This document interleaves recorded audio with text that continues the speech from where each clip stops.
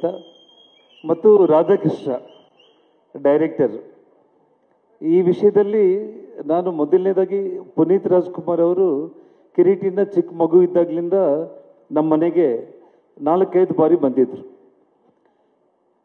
ಪುನೀತ್ ಅವರು ಎದುರುಗಡೆನೆ ಎಕ್ಕ ರಾಜಾರಾಣಿ ಅನ್ನೋ ಹಾಡಿಗೆ ಕಿರೀಟಿ ಡ್ಯಾನ್ಸ್ ಮಾಡಿದಾಗ ಕಿರೀಟಿನ ಎತ್ಕೊಂಡು ಮುದ್ದಾಡಿ ಅಪ್ಕೊಂಡ್ಬಿಟ್ಟು ಖಂಡಿತ ಇವನು ಮುಂದೊಂದು ದಿನ ಹೀರೋ ಆಗ್ತಾನೆ ಅಂತೇಳಿ ಆಶೀರ್ವಾದ ಮಾಡಿದ್ರು. ಅದು ಏನು ವಿಚಿತ್ರ ಅಂತಂದರೆ, ಅವನು ಹೀರೋ ಆಗಬೇಕು ಅಂತ ತೀರ್ಮಾನ ಮಾಡಿದಾಗ ಪುನೀತ್ ರಾಜ್ಕುಮಾರ್ ಅವ್ರಿಗೆ ನಾನು ಫೋನ್ ಮಾಡಿದೆ.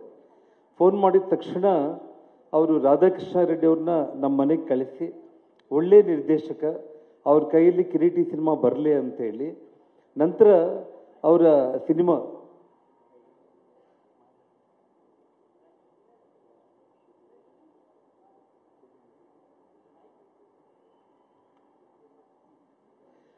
ಯಾಕಂದರೆ ಸಿನಿಮಾ ಹೆಸರು ನನಗೆ ನೆನಪಿಗೆ ಬಂದಿಲ್ಲ, ಜೇಮ್ಸ್ ಮೂವಿ ಅವರ ಕೊನೆ ಸಿನಿಮಾ. ಆ ಸಿನಿಮಾ ಶೂಟಿಂಗ್ಗೆ ಕಿರೀಟಿನ 10 ದಿವಸಗಳ ಕಾಲ ಪ್ರತಿದಿನ ಬೆಳಿಗ್ಗೆ ಕಿರೀಟಿನ ಕರ್ಕೊಂಡು ಈ ಪ್ಯಾಲೇಸಲ್ಲಿ ಎಲ್ಲ ಕಡೆ ಶೂಟಿಂಗ್ ಆಗ್ತಾ ಇದ್ರೆ, ಪ್ರತಿದಿನ ಕಿರೀಟಿನ ಕರ್ಕೊಂಡು ಹೋಗ್ಬಿಟ್ಟು ಶೂಟಿಂಗ್ ಗ್ಯಾಪಲ್ಲಿ ಯಾವ ರೀತಿ ಡಿಸಿಪ್ಲಿನ್ಡಾಗಿ ಹೇಗೆ ಮುಂದಕ್ಕೆ ಬರಬೇಕು, ನಿನಗೆ ಒಳ್ಳೆ ಭವಿಷ್ಯ ಇದೆ ಅಂತೇಳಿ ತುಂಬ ಆತ್ಮೀಯತೆಯಿಂದ 10 ದಿವಸಗಳ ಕಾಲ ಕಿರೀಟಿನ ಜೊತೆಯಲ್ಲಿ ಇಟ್ಕೊಂಡ್ರು ಪುನೀತ್ ರಾಜ್ಕುಮಾರ್ ಅವರು.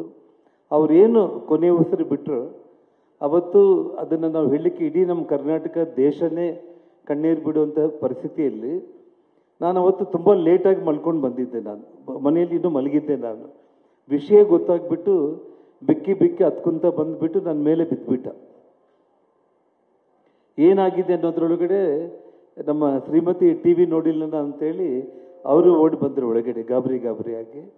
ಅಂದರೆ ಭಗವಂತ ಅವ್ರಿಗೇನು ಆ ಕೊನೆಯಲ್ಲಿ ಅವನ ಮೊದಲ ಚಿತ್ರರಂಗ ಸಿನಿಮಾ ಪ್ರಾರಂಭ ಮಾಡೋದಕ್ಕಿಂತ ಮುಂಚೆ ಅವರ ಕೊನೆ ಚಿತ್ರ 10 ದಿವಸಗಳ ಕಾಲ ಜೊತೆಯಲ್ಲಿ ಇಟ್ಕೊಂಡಿದ್ದಾನೆ ಅಂತಂದರೆ ಅದೇನೋ ಪೂರ್ವಜನ್ಮದ ಋಣಾನುಬಂಧ. ಅವರು ಈ ಭೂಮಿ ಬಿಟ್ಟು ಹೋಗ್ತಾ ಅವನ್ನ ಕರ್ಕೊಂಡು ಅಷ್ಟೆಲ್ಲ ಅವ್ರಿಗೆ ಒಂದು ಡಿಸಿಪ್ಲಿನ್ ಕಲಿಸಿ ಒಂದು ಮಾರ್ಗದರ್ಶನ ಕೊಟ್ಟಿದ್ದಾರೆ ಅಂತಂದರೆ ಅದು ಕಿರೀಟಿ ಪುಣ್ಯ ಅಂತೇಳಿ ನಾನು ಭಾವಿಸ್ತಾ ಇದ್ದೇನೆ ಬಂಧುಗಳೇ. ಜೊತೆಗೆ ಶಿವರಾಜ್ ಕುಮಾರ್ ಅವರು ಇವತ್ತು ಮೊದಲಿಂದ ಕೂಡ ನಾನು ಮೊನ್ನೆ ಫೋನ್ ಮಾಡಿ, ಅಣ್ಣ ನೀವು ಬರಬೇಕು ಈ ಕಾರ್ಯಕ್ರಮಕ್ಕೆ, ಕಿರೀಟಿಗೆ ಆಶೀರ್ವಾದ ಮಾಡಬೇಕು ಅಂತ ಹೇಳಿದಾಗ ಫೋನಲ್ಲೇ 5 ನಿಮಿಷ ಅವರು ಮಾತಾಡಿದರು. ಅವನು ಪ್ರತಿಯೊಂದು ಟೀಚರ್ ನೋಡ್ತಾ ಇದ್ದೇನೆ, ಪ್ರತಿಯೊಂದು ತುಂಬ ಅದ್ಭುತವಾಗಿ ಮಾಡ್ತಾ ಇದ್ದಾನೆ, ಒಳ್ಳೆಯ ಸ್ಟಾರ್ ಆಗ್ತಾನೆ, ನನ್ನ ಹೃದಯದಿಂದ ಹೇಳ್ತಾ ಇದ್ದೇನೆ, ನಾನು ಬಂದು ಕಿರೀಟಿಗೆ ಆಶೀರ್ವಾದ ಮಾಡ್ತೀನಿ ಅಂತೇಳಿ ಇವತ್ತವರು, ನಾನು ರಾಜಕಾರಣದಲ್ಲಿ ಮಂತ್ರಿಯಾಗಿದ್ದಾಗಲೂ ಕೂಡ ಆನೆಗೊಂದಿಯಲ್ಲಿ ನಾನು ಅವರಿಗೆ ವೇದಿಕೆಗೆ ಕರೆಸಿ ನಾನು ಯಡಿಯೂರಪ್ಪ ಅವರು ಸನ್ಮಾನ ಮಾಡಿದ್ದು ಅವತ್ತಿನ ಖುಷಿ.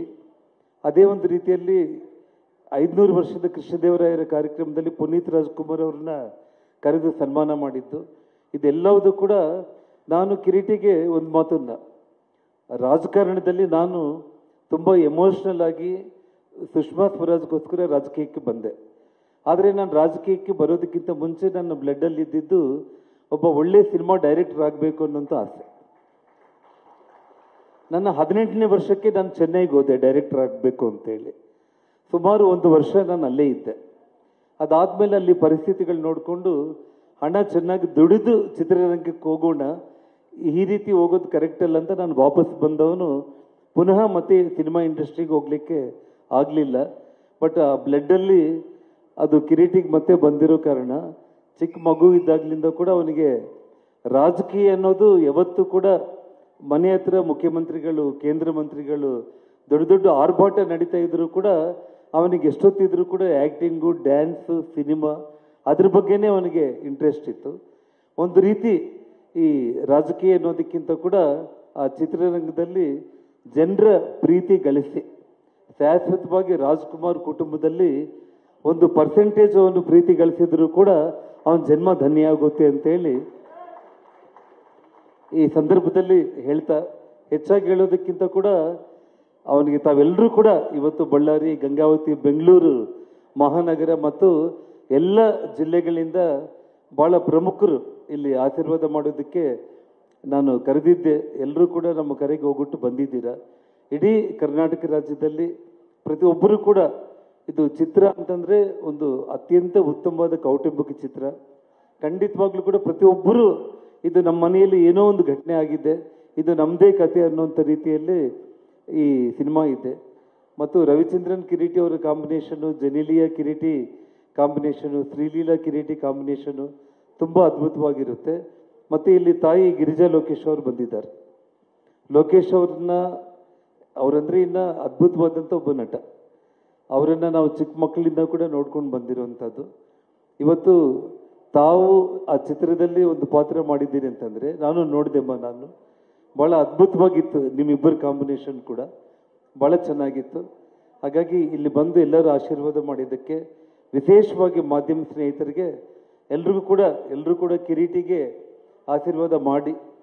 ಒಂದು ಜನಾರ್ದನ್ ರೆಡ್ಡಿ ಮಗ ಅನ್ನೋದಕ್ಕಿಂತ ಕೂಡ ಕಿರೀಟಿಗೆ ನಾನು ಒಂದೇ ಒಂದು ಚಾಲೆಂಜ್ ಹಾಕಿದ್ದೆ. ನಾನು ಜನಾರ್ದನ್ ರೆಡ್ಡಿ ಮಗ ಅಂತ ಅನ್ಸ್ಕೊಳ್ತೀಯ, ಅಥವಾ ಇನ್ನೊಂದು 2-3 ವರ್ಷದಲ್ಲಿ ಕಿರೀಟಿ ಅವ್ರ ಅಪ್ಪ ಅಲ್ಲಿ ಹೋಗ್ತಾ ಇದ್ದಾನಂತ ಅನ್ಸ್ಕೊಳ್ತೀಯ ಅಂತ ಹೇಳಿ